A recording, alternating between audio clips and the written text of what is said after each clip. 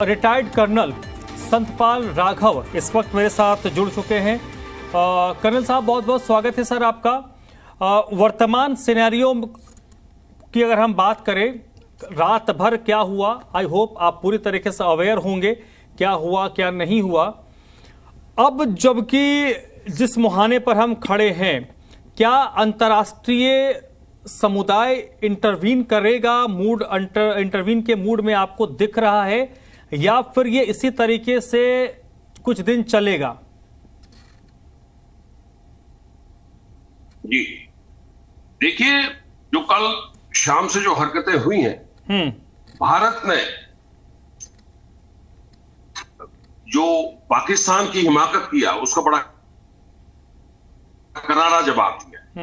आपके चैनल के माध्यम से पूरे देश को बताना चाहता हूं और विश्व को बताना चाहता हूं कि हमारा कोई भी मिलिट्री टारगेट के एसेट्स पे कोई फर्क नहीं पड़ा, सिविल का भी नहीं पड़ा, कोई भी व्यक्ति जो है कोई भी नहीं मारा गया। ये एक बहुत बड़ी अचीवमेंट है। हमने इसका जवाब दिया है, करारा जवाब दिया, सारे न्यूट्रलाइज किए। जबकि पाकिस्तान ने जो all over front from J&K से लाइन ऑफ कंट्रोल और आईबी इंटरनेशनल बॉर्डर दोनों को पूरा जो है उन्होंने एयर अटैक किया और उनके दो जहाज F-16 और JS-17 को मार गिराया है। नंबर 1।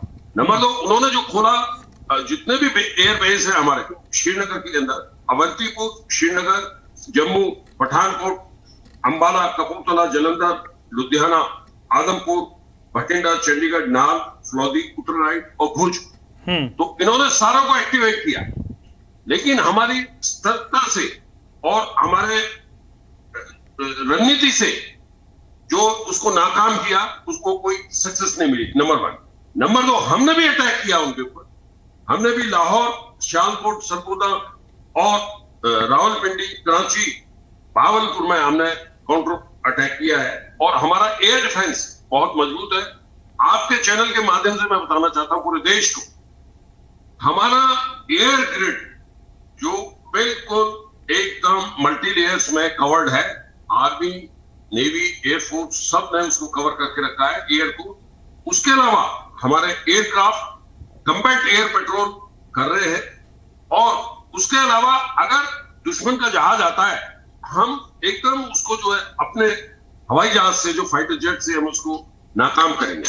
ये एक बहुत बड़ी सफलता है कि उसका जो दुश्मन की नापाक हरकत को हमने उसके हमले को नाकाम कर दिया और इसको खामियाजा भुगतना पड़ेगा और इसको हम मुंह तोड़ जवाब दे रहे हैं। इसमें हमारा जो S-400 सिस्टम है, आकाश मिसाइल से, एयर डिफेंस हमारा इतना मजबूत है, L-70 से और Ju-23 और सिल्का से हमने इसको काउंटर किया। और इन्होंने जो अटैक करने की कोशिश की, इन्होंने हमास का जो आप देखें, जो इजराइल और उन्होंने अटैक किया, उसी तरह से ओपनिंग अप करी इन्होंने। पूरे LC और जितना भी इंटरनेशनल है हमारा, वहां को इन्होंने अखनूर से लेके और भुज तक इन्होंने ऑल ओवर जो है कोशिश की। तो ये पाकिस्तान को बहुत बड़ा सबक है और पूरे विश्व में एक अच्छा मैसेज है कि हमारी आर्म फोर्सेस इतनी अलर्ट है कि उनके किसी भी नापाक हरकत को बहुत तगड़ा मुंहतोड़ जवाब देगी। और हम लोग आज नॉन काइनेटिक मेजर जो कि लड़ाई के नहीं है उसके लिए ले रहे हैं। आर्थिक मेजर इसको जो है IMF में हम स्ट्रांगली दे रहे हैं और रिव्यू भी कर रहे हैं हमारी आगे की क्या रणनीति होगी, हमारे जो गवर्नमेंट की क्या पॉलिसीज है, गवर्नमेंट की जो हेड ऑफ द गवर्नमेंट जो है उसको जैसी डायरेक्शन देंगे विल इम्प्लीमेंट। हमारे देश में आज पूरा देश इकट्ठा खड़ा हुआ है, जहां पे भी सायरन बजे पूरे देश, ये वॉर पूरे देश की है, ये आर्म फोर्सेस की नहीं है। पूरा देश जो है एक साथ एकजुट है, एक है, ये एक बहुत बड़ी एकता है। आज पाकिस्तान के अंदर हडकंप है, पाकिस्तान को समझ नहीं आ रहा कि हम क्या करें। जो कि उन्होंने जो कल खोला है, ये फ्रंट खोले हैं, ओपनिंग की है, उसको कहीं कामयाबी नहीं मिली है। ये सबसे बड़ा फेलियर है। जी ठीक है सर, आपने एक IMF का जिक्र किया। आज कल में आज ही शायद पाकिस्तान को ग्रांट मिलेगा या नहीं मिलेगा, वो उसकी ग्रांट मंजूर होनी है। बहुत महत्वपूर्ण ये हो जाता है कि इसमें जो US है या जो वेस्टर्न वर्ल्ड है उनकी भूमिका थोड़ी संदिग्ध भी हो जाती है कि आप एक तरफ कहते हो कि पाकिस्तान आतंकियों को पोषित करने वाला स्टेट है, लेकिन आप उसको उसी तरीके से फाइनेंशियली हेल्प भी करते हो। आपके पास इसके इनपुट भी हैं कि आप जो उसको फाइनेंशियली हेल्प करते हो वो पैसा पाकिस्तान में ना रहकर आतंकवाद की तरफ भी बड़े पैमाने पर डाइवर्ट होता है, फिर भी आप मदद लगातार उसको देते जा रहे हो। देखिए, जो एड यूएस ने पाकिस्तान को दी है, आप देखिए राइट फ्रॉम इंडिपेंडेंस से उनको जो एड उनको वेपनरी इक्विपमेंट दिया हुआ है, पूरा जो है उनके पास अमेरिकन वेपन है और अमेरिकन वॉर इक्विपमेंट है। नंबर 2, फाइनेंशियल एड उन्होंने बहुत दी, बिकॉज अमेरिका का इंटरेस्ट अफगानिस्तान में या उसको वहां बेस चाहिए था, बिकॉज हम लोग, हमारी जो फॉरेन पॉलिसी है, हम न्यूट्रल है, वी डोंट वांट, हम किसी को अपने यहाँ पे शरण नहीं दे सकते कि हमारी भूमि से, हमारे जमीन से कोई यहाँ से दूसरे देश पे अटैक करे। तो इसका पाकिस्तान ने बहुत फायदा उठाया। उस्मान बिन लादेन, आप ये देखो अबोटाबाद में अमेरिका के जो स्टील कमांडोज ने वहां से निकाला, वो इतना दगाबाज है, इतना धोखाबाज है, आप उनका कोई मॉरल वैल्यूज नहीं है। जो देश उनको मदद कर रहा है और उसी के देश के जो फंडिंग कर रहा है, उसी के जो है उस्मान बिन लादेन को जो वॉर ऑफ टेरर जिसके लिए कि अफगानिस्तान में अमेरिका आया और उन्होंने बहुत कोशिश की उसको करने के लिए, उनको वहीं पे पाया। तो एक धोखेबाज देश है पाकिस्तान, इसने 47-48 में हमारे साथ धोखा किया, कबालियों के साथ आया। उसके बाद 65 के अंदर जिब्राल्टर जो ऑपरेशन था इसने लॉन्च किया हमारे साथ, उसमें भी कबायली थे। नंबर 3, 1971 वॉर के अंदर जो हमने इसको मुंह की दी और उसको 2 हिस्से में कर दिया, और उस टाइम भी इसने बहुत एट्रोसिटीज की। नंबर 4, कारगिल के अंदर भी आप देखें, उसने अपने सैनिकों को लेने से इनकार कर दिया, जबकि उनके जेब में आर्मी का आइडेंटिटी कार्ड था। हमने पूरे सम्मान के साथ उनको इज्जत से जो फनरल दिया, हमने उनको पूरा किया। और यहां तक भी जो कैप्टन कर्नल जो बड़ी अच्छी तरह से लड़ा था लड़ाई में, उसको लिए हमारे ब्रिगेडियर साहब ने उसकी साइटेशन लिखी, यानी एक प्रस्तुति पत्र लिखा जहां से उसको निशाने अंदर जो पाकिस्तान का सर्वोच्च मेजर शेर खान पदक है वो दिया जी। तो उन्होंने इतना मतलब हम लोग इतना नैतिक मूल्य पे ध्यान देते हैं, और हमने जो ऑपरेशन सिंदूर किया था बड़ा लॉन्च, और अभी भी संयम रख के हम कर रहे हैं। हम जो संयम में है, हम उनकी तरह नहीं है कि वो खोल दें। आज पाकिस्तान जो कश्मीरी भाइयों को बोलता है अपने आप को, ठीक है, मेरे कश्मीर भाई है, सिविलियन ठिकानों में वो टारगेट कर रहा है, उनके जो ध्वस्त कर रहा है, मकानों को किया है, उरी में ज्यादा किया है, करना, तंगधार, पुंछ, रजौरी, भीमर, यहाँ पे पूरे पे वहां पे जो उनको अच्छी तरह पता है, जिसको कहता है कि मैं कश्मीरी भाई है, जगलर बेन है, उन्हीं कोई वो सॉफ्ट टारगेट है, उन्हीं कोई हैवी आर्टिलरी से उनको डिस्ट्रॉय करता जा रहा है। उनको काफी नुकसान हो रहा है, लोग पलायन हो रहे हैं पुंछ में आपने देखा है, जो विजुअल्स भी देखे हैं आपने टीवी के माध्यम से, इतनी शेलिंग की है, गुरुद्वारे तक उन्होंने उसको टारगेट किया है, और उनके पास सारे कोऑर्डिनेट्स हैं। 47-48 के बाद में आप उनके पास में इस एरिया के वैली के पूरे कोऑर्डिनेट्स हैं, उनके पास 1-1 इंच की जो है कोऑर्डिनेट्स हैं। तो ये इस तरह की नापाक हरकत कर रहा है, इसका हमने बहुत मुंहतोड़ जवाब दिया है। आज पूरा देश को एक विश्वास है कि हमारी आर्म फोर्सेस पे, और हमारी आर्म फोर्सेस को विश्वास है पूरा देश हमारे साथ जी। ठीक है सर, इस वक्त अगर हम पाकिस्तान की बात करें, क्या पिछले 3-4 दिनों में जितने ऑपरेशंस हुए हैं भारत की तरफ से, या पाकिस्तान ने जो अपनी नापाक हरकत करने की कोशिश की है, उसको अगर हम एनालिटिकली देखें तो पाकिस्तान का संभवतः एक कहीं ना कहीं एक ऑरा बना हुआ था कि मजबूत है, बिल्कुल आप उसको हल्के में नहीं ले सकते। लेकिन उसका जिस तरीके से हमने उसके सीमा के अंदर 150-200 किलोमीटर तक अंदर गए, आतंकी ठिकानों को मिसाइल हमने मारा, फिर उसको इंटरसेप्ट नहीं कर पाए। दूसरा, फिर हमारे ड्रोन्स जाते हैं, उनके सिस्टम्स को तबाह करते हैं, उनके जो वो भी उसको पकड़ नहीं पाते, उनको मार नहीं पाते। दूसरा, उनके जो रिपोर्ट्स हैं, उनके जेट्स को हमने गिराया है, जो सबसे बेहतरीन जेट्स उनके पास हैं। तो क्या वो अक्षम लोग हैं, ज्यादा उनका एक भौकाल बना हुआ है, उनकी करनी उतनी नहीं है जितना उनके बारे में बताया जाता है? जी देखिए, उनके जो बावरपुर है, उनकी जो कोर हेडक्वार्टर है, जो सेकंड हाईएस्ट हेडक्वार्टर्स है, उनके वहां पे हैं, आर्मी के हेडक्वार्टर। हम वहां तक गए हैं, उनका जो एयर डिफेंस सिस्टम है वो उसको इंटरसेप्ट नहीं कर पाया। आप अगर देखें, जो हमने प्रिसीजन अटैक्स किए हैं उनके दूसरी लोकेशंस पे भी किए हैं, शालकोट में भी किया है, वो मिलिट्री कैंप्स है, सैटेलाइट इमेजरी है उनके पास में, एयर डिफेंस सिस्टम है। हमने एयर डिफेंस सिस्टम लाहौर का खत्म कर दिया है। जो उनका जो चाइनीज बेस्ड जो एयर डिफेंस सिस्टम उन्होंने परचेज किया है, उसको हमने ध्वस्त कर दिया। तो पाकिस्तान की जो आर्मी का मोराल आप देखें, जो अनट्रेन्ड अनप्रोफेशनल बलूचिस्तान है, वो भी उनको कल ही उनकी जो है 13 बंदों की कैजुअलिटी हुई है। उससे पहले उन्होंने हॉस्टेज ट्रेन को किया है और पूरा किया है। डूरन लाइन पे भी देखें, आज उनकी आर्मी एक नंबर 1 उनका मोराल बहुत डाउन है, वेपन और इक्विपमेंट नहीं है, ट्रेनिंग नहीं है।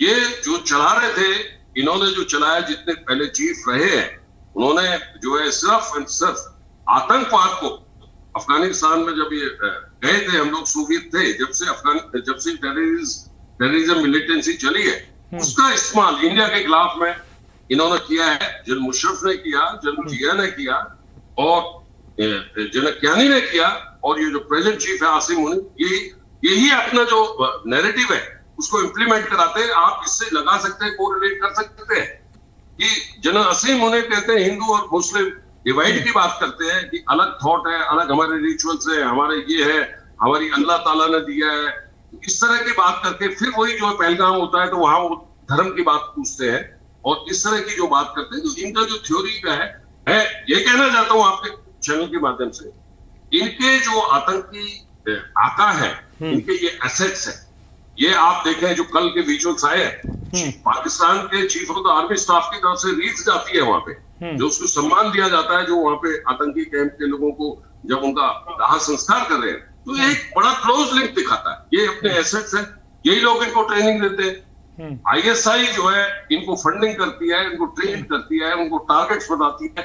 और एक और इन्होंने चीज इसमें कर दिया है, जो पाकिस्तान के स्पेशल फोर्सेज ग्रुप के एक्स-सर्विसमैन है, उनको भी इनके जो है वहां पे जो आतंकी जो अड्डे हैं, उनमें ट्रेनिंग के लिए, रिक्रूटमेंट के लिए, इंडोक्ट्रिनेशन के लिए उनको भी लगाया।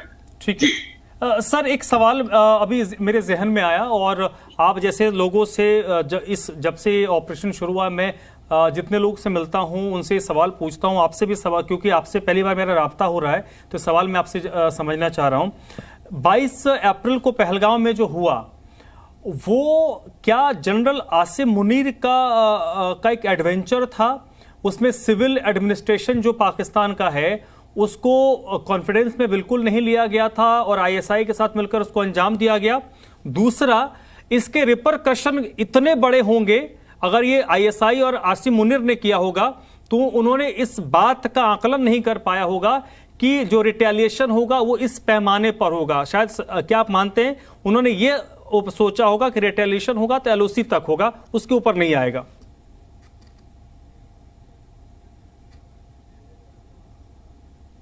जी देखिए, आपने बिल्कुल ठीक कहा। उनका नैरेटिव, उनके जो मिलिटेंट हैं, जो उससे जो लिंक उन्होंने पूछा, कईयों की उन्होंने पैंट निकलवाई, उससे देखा, और दूसरा कईयों की उन्होंने धर्म पूछा, फिर उन्होंने किया। ये जो उसका जो भाषण था, मुल्ला मुनीर जो उनके आर्मी चीफ है, मुझे शर्म आती है कहने में कि एक आर्मी चीफ इस तरह की जो बातें करता है।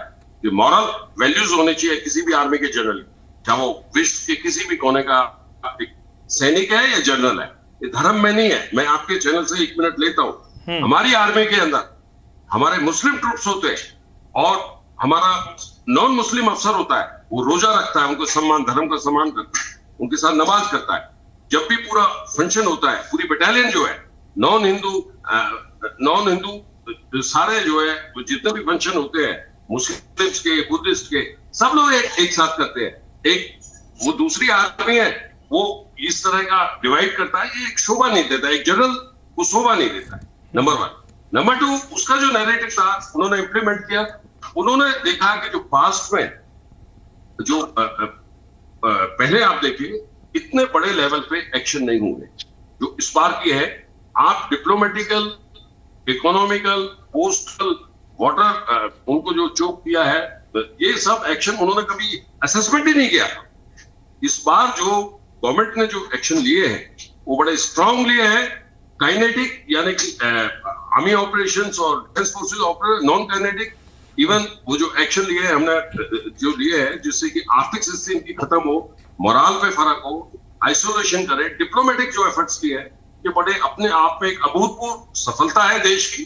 और पाकिस्तान को हमने इंटरनेशनल प्लेटफॉर्म पे आइसोलेट कर दिया है। और इसको मैं अपील करता हूं आपके चैनल के माध्यम से, यूएन को अपील कर रहा हूं कि इसको आतंकी देश घोषित किया जाए। नंबर 2, इसको जो है इसको आर्थिक इसको जो आईएमएफ की फंडिंग है, एडीबी की, एशियन डेवलपमेंट बैंक की फंडिंग है, इसको कोई फंडिंग नहीं दी। और इसको कोई भी देश इसके साथ व्यापार नहीं करे। इस्लामिक कंट्रीज इसके साथ नहीं खड़ी हुई, सिर्फ टर्की और ईरान जो है इनडायरेक्टली इसके साथ खड़ा हुआ है। बिकॉज आप देखें कि ईरान हमास के साथ भी खड़ा हुआ। जी ठीक है सर, मैं आपके पास आता हूं। विजय राणा इस वक्त मेरे साथ जुड़े हमारे सहयोगी हैं चंडीगढ़ से। विजय, किसी तरीके का गाइडलाइंस प्रशासन की तरफ से, स्टेट की तरफ से दिया गया है जिसको फॉलो करना है? क्योंकि पंजाब में तो कई जो सरहदी जिले हैं वहां पर स्कूल्स को बंद कर दिया गया, कॉलेजेस को बंद किया गया है। चंडीगढ़ और उसके आसपास क्या सिर्फ ब्लैकआउट ही एक नोटिफिकेशन था, इसके अलावा कुछ नोटिफिकेशन जारी किया गया है? बिल्कुल, ब्लैकआउट का नोटिफिकेशन तो जारी पहले से किया ही गया है और मॉक ड्रिल चंडीगढ़ में करवाई गई हैं। और चंडीगढ़ और पंचकुला में भी जो स्कूल कॉलेज हैं वो बंद कर दिए गए हैं। अगले कई दिनों तक स्कूल बंद रहेंगे।